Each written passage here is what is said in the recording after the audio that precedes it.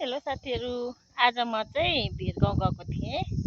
हल्का यता घर फर्किँदाखेरि भिडियो बनाएको। धान त पुरै लडेको रहेछ। यस्तो छ, बर्खाभरि हैरान गर्यो। बर्खामा चाहिँ पानी पर्दैन, यति बेला पानी पर्छ सब लडाइदिएको छ। के भयो बुढा? मेरो बुढाको हालत हेर्न सक्नुहुन्छ। कुकुरिनी बोक्नु भएको छ जङ्गल।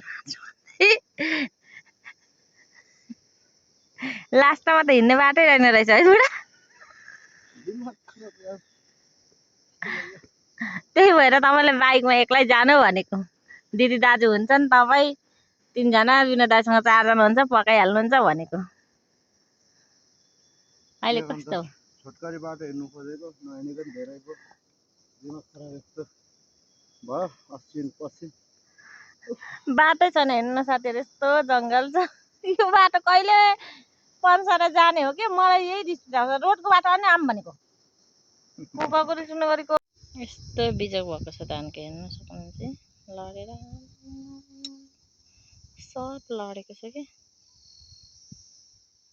यस्तरी लडेको छ। यस्तै छ, के साह्रो लडेको। अघि चाहिँ जङ्गल बाटो आएको, अहिले चाहिँ रोड जाने भनेर रोड जान्छौँ। बुढो चाहिँ अगाडि जानुहुँदैछ। बाटोमा ठुलो मम्मी पनि भेट्यो, ठुलो मम्मी पनि जानुहुँदैछ। बाटो फर्किने, पछाडि दिदी आउनुहुँदैछ। धनकुटाको मौसम चाहिँ अहिले यस्तो भएको छ है, कि घाम तल डुब्न लाग्यो घाम।